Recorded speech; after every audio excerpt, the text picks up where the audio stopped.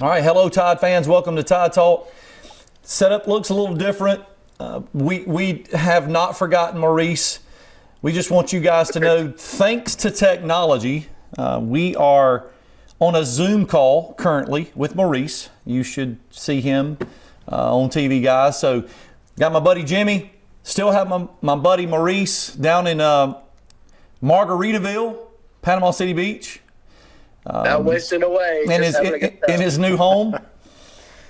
Guys, basically what we expected. The score wasn't exactly what we all anticipated. We figured we'd score a little more. We all believed in the 40s. Which just is, in my opinion, Cincinnati played a good football game. They played well. But with respect to the point differential, it was about what we anticipated. We still won by 3 touchdowns. Probably could have been more. I will tip my hat to Cincinnati. I expected us to really pound them. They stayed in the game. They did some things that they needed to do defensively against us. We were able to run the football really, really well, obviously with the stats. But we didn't throw it as well as we had been, and I think that was something that people kind of expected. I know I did. I had a little bet with Blaze, Colson's buddy, that Bryce Young would throw for 250, and 2 touchdowns. Of course, he does throw for 3, but he only goes for 181, I believe. But overall, as we've said before, can't complain about a playoff win and a chance to play for a national championship. Right. Mo, you want to take this first? You want me to go? No, that's fine. I thought after watching the game and then watching it again that I thought it was pretty typical. Cincinnati was not going to let us beat them deep. It opened up the run, and we were perfectly content with our size versus theirs and B-Rob doing what he does. Right. And it was perfect. And I thought it was a good game. I thought it was a good game plan. I saw some people posting that it was disappointing and all that. I thought it was beautiful, great adjustments, and can't say enough about that defense. Yeah, Jimmy, we talked. Remember, we hoped that with our size of our front line, our offensive line, and the size of their defensive line, that we would do exactly what we did. You mentioned that in the pregame show. And the scheme that they run. I mean, it was set up for us to be able to run the football, and we did. And so I thought it was a dominant performance. We did exactly what we needed to do. Could Bryce Young have thrown for 250 or 300? Absolutely, in my opinion, if we'd have wanted to do that. Correct, I agree. But it was obvious early on that we were going to be content running the football because we could, and we did. And so I was highly impressed and pleased with how we played the game. Well, listen, in the grand scheme of things, Maurice, you talked about the defense. I mean, isn't that Alabama football? Run the football, control the clock, score points, and let the defense win football games. It is, but I thought this defense, and especially one of the highlights that I hope that they show is there were several good plays, one by Dallas Turner. Will Anderson, of course, was just being Will Anderson. And I thought Daniel Wright had a good play. And you've mentioned it before. I've never been a fan of it, but they really do it. Bend but don't break. Whenever our backs have been against the wall, I've not always been a fan of Golding's blitz packages a lot. But the other day, it was just nonstop. I loved the speed of where it was coming from. Cincinnati couldn't handle it. They hadn't seen anything like it. And it gave our speed rushers and our outside linebackers and safeties chance to get in there and make a play. So it was good. Sean, you mentioned this Alabama football. It really hasn't been of late. We've been spreading it and slinging it and 400 yards passing and throwing it 50 times. That was kind of old school, which was kind of refreshing to see. That's old school Saban when he first came to Alabama. Again, where we would play that attacking defense and run the ball and throw it when we had to, just to show it, just to say, hey, we can do this if we'd like, but we're just going to pound you. And that's what we did, man. Like I said, it was fun to watch, honestly. But how many times, guys, are you asking a question or are you stretching? Well, I was stretching. I got a cramp. Oh, okay. But, no, I was going to say Jimmy just hit he touched on the magic word. Saban's been here 15 years as of yesterday. So yes, 15 years. Well, listen, but how many times have we talked on the show about, man, why didn't we run the football? We felt like we could have run the football. Why didn't we, do this? Why were we trying to throw here? And I didn't have that question after this game. I was happy with the times that we did throw the football, because I agree, Jimmy. If we wanted to throw it 30-plus times, I believe Bryce Young could have had 250 plus 300 yards. I firmly believe that. And I'm going to go back to what I said pregame. We were just more talented. Yes, I think they were good on the defensive backside. I think they had two really good players. Gardner is a really good player. So I'm not taking anything away from them.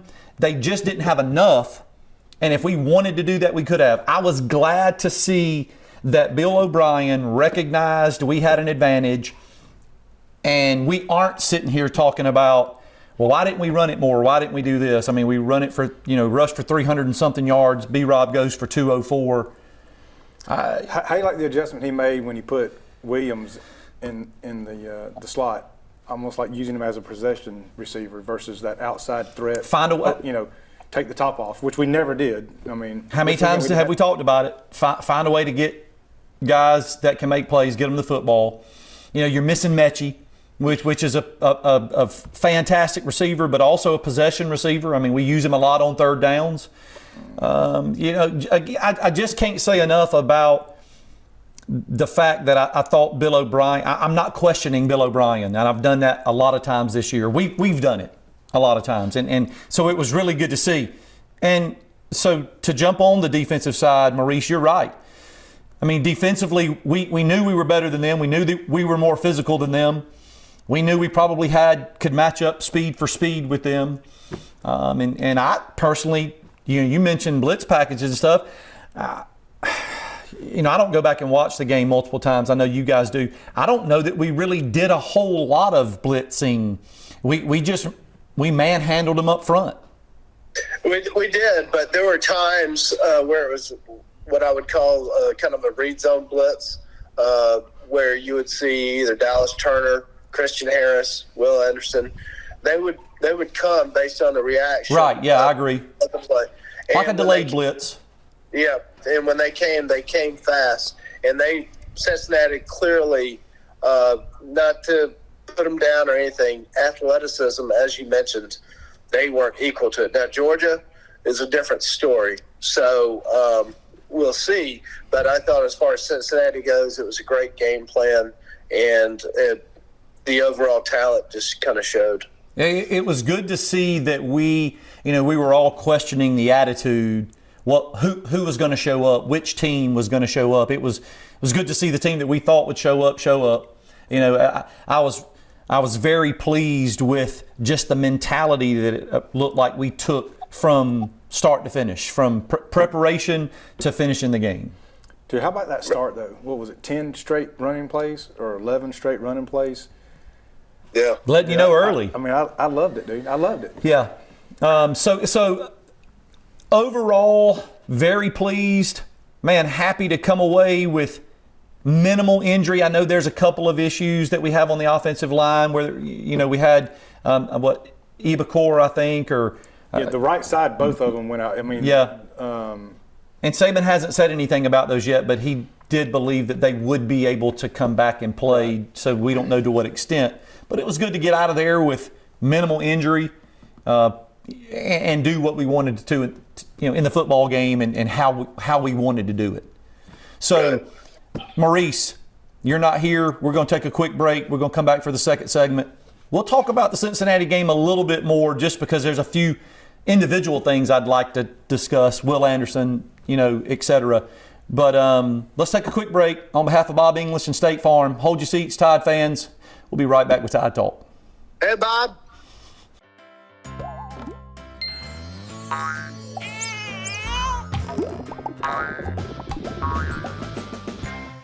Enjoy the good times a little more with the right plan. As your State Farm agent, I am here to help you protect your dreams and loved ones with life insurance. With over 60 years combined State Farm experience, call me or any of my team to find out which options are best for you. Another way, we're here to help life go right. One. All right, welcome back, Tide fans. We talked in the first segment, great win, did what we wanted to do, great game plan, very effective. But there's a couple of individuals. Will Anderson, you mentioned it, Maurice. Will Anderson was being Will Anderson. Came away with 2 sacks, and if I'm not mistaken, you can correct me, you probably will. He's 1 sack away from Derek Thomas's record, 1987 record, if I'm not mistaken. I thought I read that earlier in the week. So he's actually a half a sack. A half a sack, okay. Tying it, anyway. From tying it, yeah. So 1 sack away from taking the lead. So does that mean that he's got to tackle half a quarterback? Yep. That's exactly what that means. In which half of the quarterback? Upper or lower, we don't care. I prefer the upper. As long as he gets him down. That would hurt more. This is a G-rated show, so That's let's go up. right. That's right. But listen, when you're in the conversation, as we've said before with Derek Thomas, I mean, you've done something pretty special. And this guy's special. Extremely special. This guy turns it on when he needs to. He showed that the other day. He was one, Jimmy was saying that this was a business trip. This wasn't a vacation. We're not leaving the hotel. We talk at the beginning of the season, we want that alpha dog.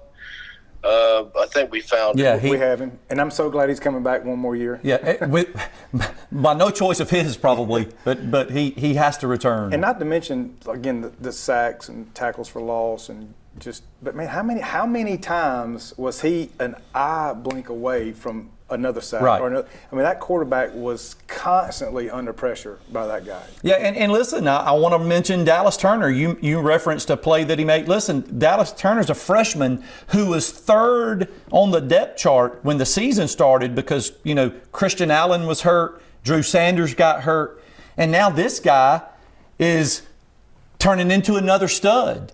I mean, yes. He is – I really like his engine. I like his skill set. He can speed rush. He has power. He's not as physically he doesn't draw your attention like Will Anderson. A little on the smallish side. A little bit smaller, but I'm going to tell you what, he plays with a big engine. And a lot bigger than he is, it looks like. Seems like. Without a doubt. But I was really – I didn't see a lot, and maybe it's a good thing, but we've talked all year about Helams, about how, that joker will come down and hit you. I didn't see a lot of Helams as far as – now, maybe that was because the front 7 was taking care of everything, but I didn't see a lot of Helams in the game. But did you know who we saw? Anybody recognize and notice number 6? Oh, yeah. Kyrie Jackson. Kyrie Jackson. Hasn't played pretty much all year long. When he first was in the game, I was like, who is this kid? And most people probably don't remember, but when he was coming out of high school, he was highly recruited. But he was one of those, wasn't going to make the grade, had a little bit of trouble, went to junior college, actually didn't even get through junior college, had some personal issues there, but found his way back to the University of Alabama. And I'm telling you, he is all that. And I'm glad to see he was in the camera a lot. I'm glad to see that he got his chance, and man, he showed up. Yeah, he was in the camera a lot. I know the number based on what you're saying, but I didn't recognize the name. Yep. But several players. Listen, Fedarian Mathis doesn't get the credit that he deserves. He's playing under the shadow of Will Anderson, although they're in different positions, but Will Anderson gets a lot of the glory. But I'm going to tell you, Fedarian Mathis is a fantastic player for us. Go ahead, Maurice.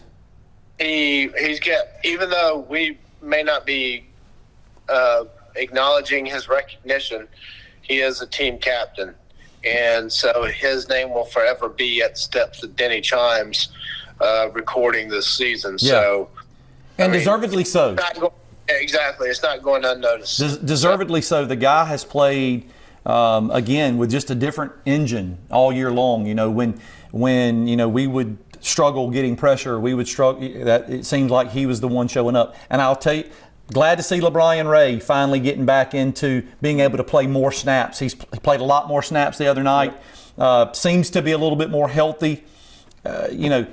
Looking forward to seeing the matchup that's coming up. I mean, Well, hey, real quick, just a fun fact for y'all. Since we're talking about the defense, before we move on. Any of you Tide fans remember 2015? We had a guy named by the name of Jonathan Allen, Mr. Tim Williams, Mr. Ryan Anderson, Mr. Reuben Foster and company. No doubt. In 2015, we had a total of 52 sacks with that unit. And we could argue that's one of the best units we've had, correct? Guess how many sacks this team has this year? I read. How many did you say, Mo? 51. 52. I read that the other day. So they have as many sacks going into this championship game as that unit had. Right. Yeah. So just a little fun fact there.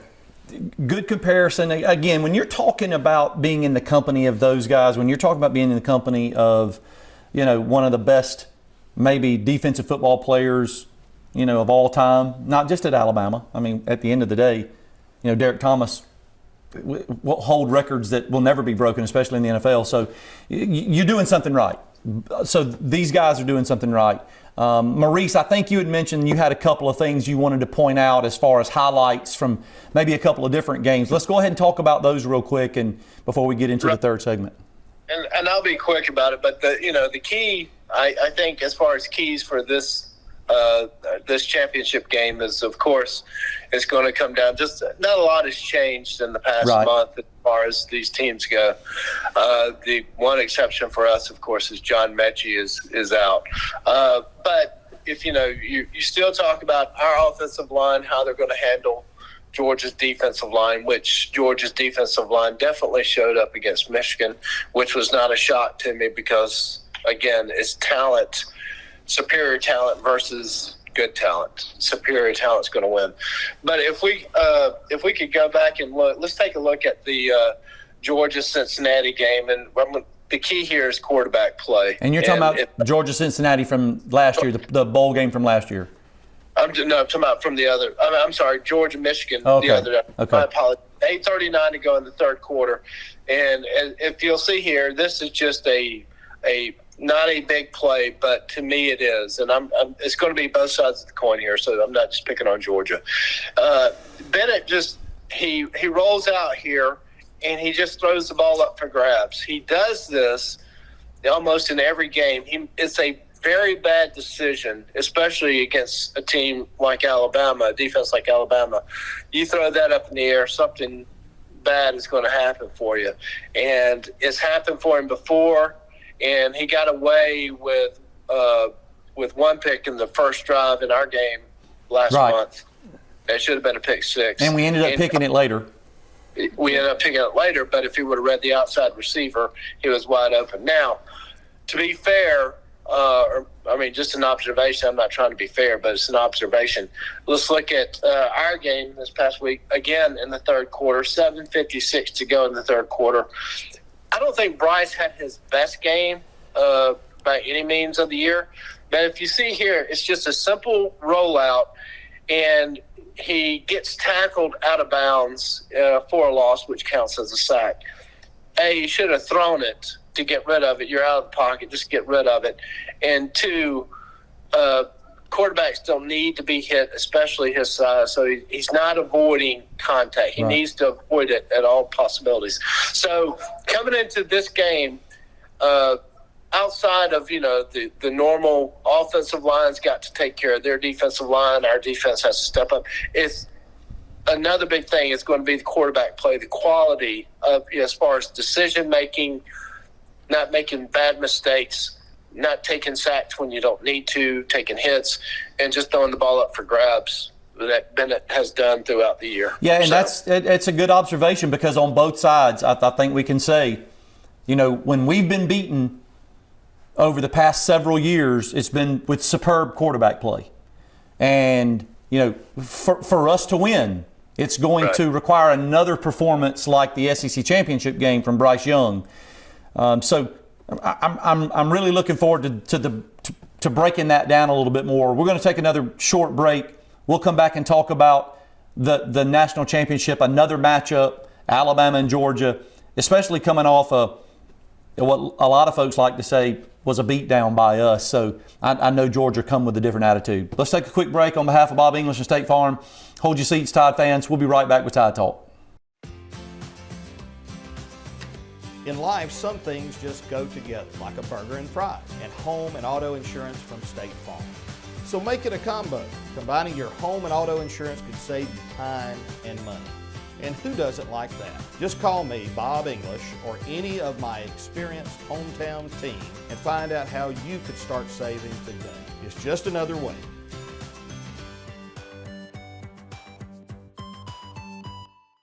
All right, welcome back, Tide fans.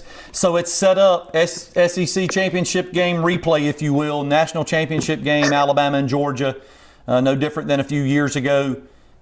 Listen, I have my concerns. I've said it for years, even when I was in school. It's tough to beat a team twice in the same year. I don't know what can be reviewed over and over with respect to game film. They've watched each other. They know each other.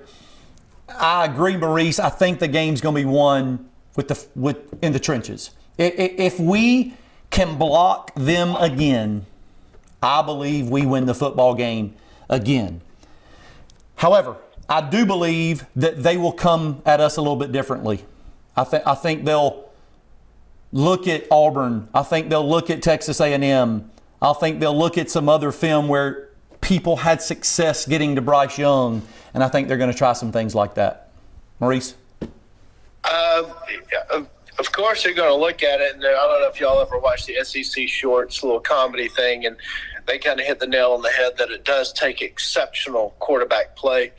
I'm not knocking Stetson Bennett. I think he won the job fair and square, and the thing that scares me the most about him is if you don't keep him contained, he can pop 20 on you with his legs real quick. He's deceptively fast. He's not scared of contact. But, you know, we can't take him lightly, and, yeah, it would – that could be to his detriment. It has happened before where an average quarterback has come in and had the game of his life, see Texas A&M this year, and we end up losing. However, this defense, our defense, has gotten so much better every week. Agreed. Well, I've had several people ask me, this week, what I think, what's going to happen. And here's the thing. If you look at position groups, you could argue that there's not a lot of difference from their offensive line to our offensive line. Their defensive line, maybe they'll argue they're a little bit better, but the production, you can't argue with Alabama's production on the defensive end, the line of scrimmage. Their linebackers maybe are better than our back end is better. But one position group that you cannot argue is the quarterback. And like you said, or like we've said, Stetson Bennett has to play so far over his head. Agreed. To give them a chance. And not to say you can't, but that to me is going to be the difference. Is can he play over his head? Because we know what we've got on our side. So, I'm going to call this. I'm going to say this right now. He won't play the full game. They'll put Daniels in. You think so? Yes. Listen, at this point, they have nothing to lose with respect to putting him in. And if Stetson Bennett's not getting it done, it'll be something new. It'll be something we ain't seen in a while.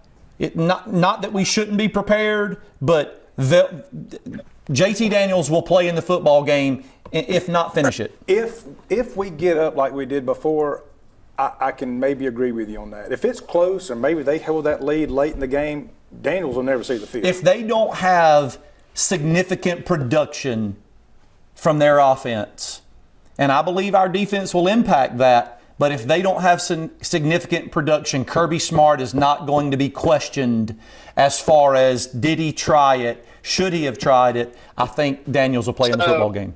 So you think Kirby wants to pull a Jalen Tua switcheroo? I just think Kirby doesn't want to lose and question himself yet again. I get it. But here's the thing. I want to ask you this. If you had JT Daniels and Stetson Bennett side by side running a 40, who's going to win? No question. Bennett will. Yeah. So if Daniels comes in with the speed on our defense, I think it will be, And listen, as I said, I believe our defense impacts this. I believe we will determine what happens in the game. I believe we can control that. I just can't see Kirby Smart. I could be wrong. I just can't see Kirby Smart not getting production or enough production from his offense and not giving JT Daniels a chance. One other key aspect, and this goes back to some of Jimmy's stats. See how I tie the show together, Jimmy? Yeah, anyway, one stat that I saw yesterday and I went back and watched was our third down conversions. This is what really helped us in the first game. If we convert third downs in the first 2 quarters, stay on the field, keep their defense on the field. Those big boys, yeah. I don't care how many sprints you run, 350 gets tired in a hurry. Yeah, listen, we all saw it in the first game. We were converting on third down. We were controlling the tempo of the game, and they were dead. I mean, the big Jordan Davis. Yeah. I mean, he was getting manhandled one-on-one by Javion Cohen. Yeah. Phoenix City, Central Phoenix City product, by the way. Shout out to Javion Cohen. He was getting manhandled by him, and we didn't need to double team. We didn't need to do anything different, and giving Bryce Young plenty of time to throw the football. So, yeah, again, it's going to be one up front, both from the defensive side of the ball and from it's going to be one up front. So let me ask y'all this. Do you think this is the only concern? If there's a concern for me going into this game, the only concern I have is not having Mechie. I mean, you can't. I was just about to say you can't replace a 1,000-yard receiver and his experience and his leadership. Now I know he's going to be on the sideline, so that's what I'm curious. I know we've got several young players that are athletic. I know Jakoy Brooks has stepped up, done a really good job. But, man, you can't replace You're right. what Mechie has brought to the table. I don't disagree with that. So if there's any concern that I may have is how those younger guys are going to step up. Now, we saw a little bit of that in the Cincinnati game where tight end had a touchdown and Slade had a touchdown, which is fine and dandy. But, man, if we're going to have to throw the ball like we did before, which I think we are going to have to throw it more than we did this past weekend, somebody's got to step up. And is not having Mechie out there going to be a difference in this game? It puts more pressure on Jamison Williams. When there isn't someone else out there like a Mechie, it puts a little bit more pressure. And not necessarily that he don't like the pressure. It just adds another element. Well, I have to catch this ball. I have to get open. I have to go deep. I have to, it's a different element. So I was going to say that. I mean, I do think Mechie is a factor. I think it's a big factor. I think what we've said all year long holds true, especially at the University of Alabama. The next guy up, Jakoy Brooks, has done a really good job. He's caught some listen, the ball that he caught against Auburn for the touchdown was a difficult catch. I don't care what you say. In that situation, and that pass kind of over the back shoulder, it was very difficult. And look, the one explosive play we had this past weekend was him. Yeah. So I get it, but still, man, just getting is this moment in this national championship game going to be too big for him and those younger receivers? Is what I'm going to be curious to see. Well, we're going to find out without a doubt. It's going to be a really good football game.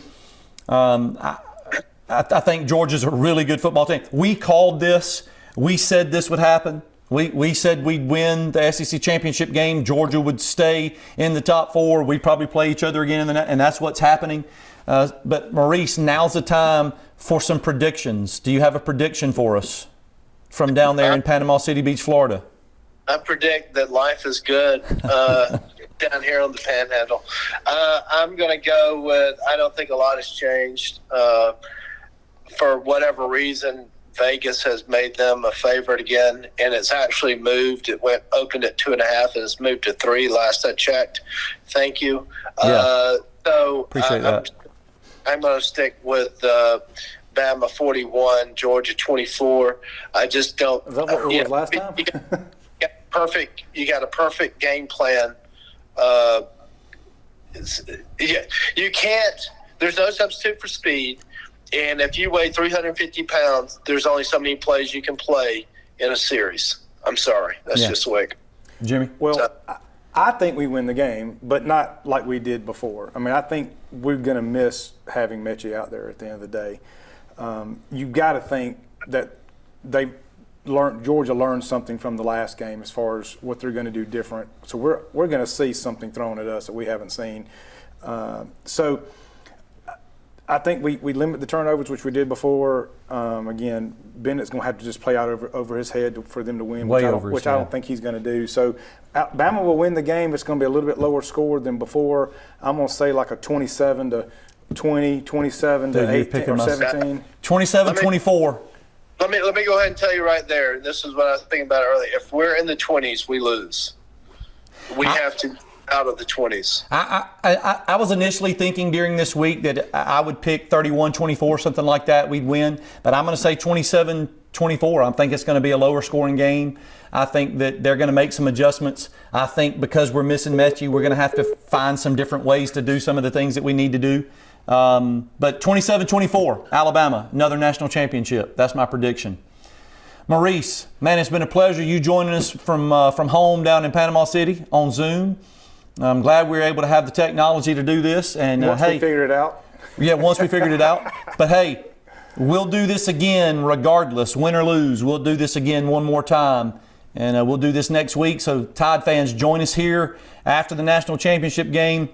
Channel 207. Hopefully we'll be discussing another, the 19th national championship for the Alabama Crimson Tide. And so hopefully we'll see you then. Roll Tide. Roll Tide.